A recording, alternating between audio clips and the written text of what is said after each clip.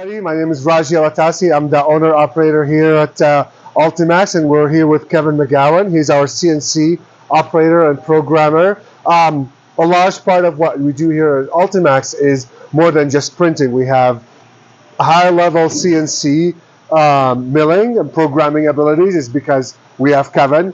Actually, a lot of customers seek us out to fabricate and mill their parts because we have such high caliber CNC programming and operating team. And here Kevin and I will talk to you about some of the stuff we do. This is for one of our customers. This is material that we mill out on HDPE material.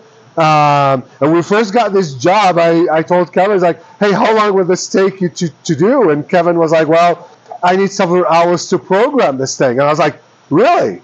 And I was like, well, we have the prints and such. And then he explained to me, so there you go, Kevin. I think we have to understand what makes this an interesting job to do, and why do you think this customer sought us out instead of anybody else to do the programming on this piece?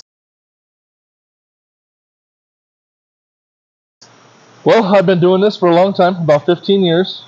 I program and operate, so it's kind of rare. In this industry, typically you have a programmer and an operator. So typically an operator just operates, programmer gets it ready for the operator. Now, I came in, this is something a customer had already had laid out this way.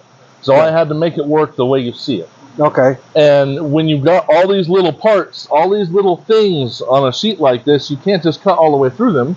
They'll fly off the table. Gotcha. Okay, so the goal, you have two complete sets here. You have no room for extras, no room for mistakes. So as you receive something like this, you have to really analyze, all the holes, how thick the material is, what holes need to go all the way through, what holes can be skinned, and skinning is something we do so that you can keep this all as a complete sheet. If I was to just cut through each piece, they would just fly all over the place. Gotcha. Because we have vacuum on the table that holds this stuff down. But the tricks I use, and from experience and a long time of doing it, I can take a full sheet like this, and I can tell not to quite cut all the way through it. Leave just a little bit.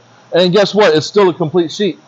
And now you got a little more legwork afterward to actually take these pieces and finish them up. They apply a radius in the backside as well. But that's also something a machine can do for you. Gotcha. We have a table router that does that for us. Okay. So it allows me to lay this whole sheet out, cut the whole thing. A lot of the detail comes into the holes, using the right router bits for the holes. There's a lot of different router bits you have to switch to while running this. You have a 1/4 inch router bit, a radius router bit, an 1/8 inch router bit. There's lots of different things going on here.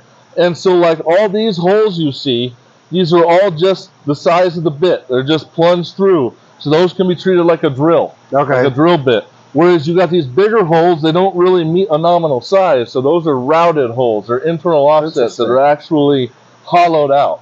And then you got openings like this that you can't leave skinned.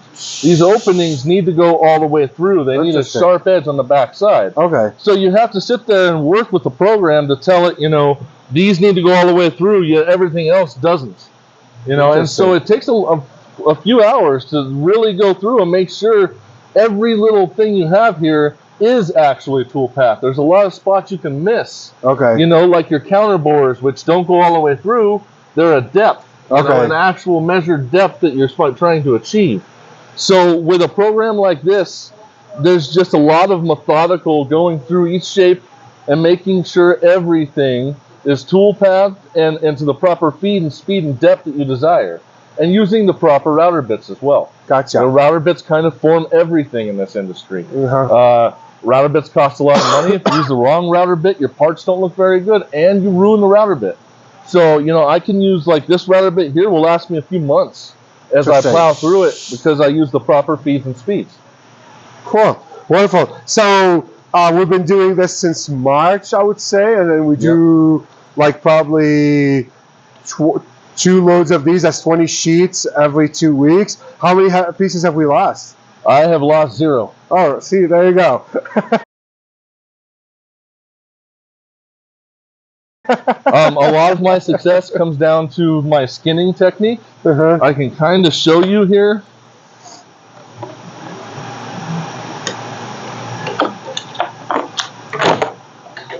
So as you see,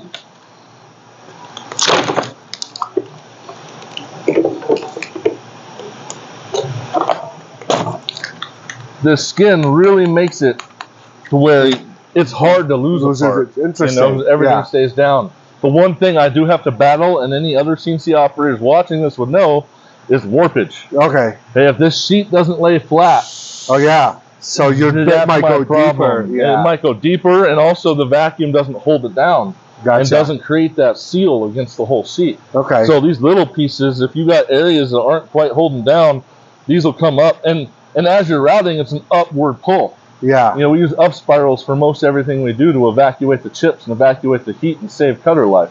So it's naturally pulling upward. Yeah. So if these aren't down and held down well, they will lift right up. Yeah. I see that on one of those jobs you ended up taping the sides and everything. It's a trick I use. Yeah. It's something I kind of taught myself. You know, you got this whole sheet.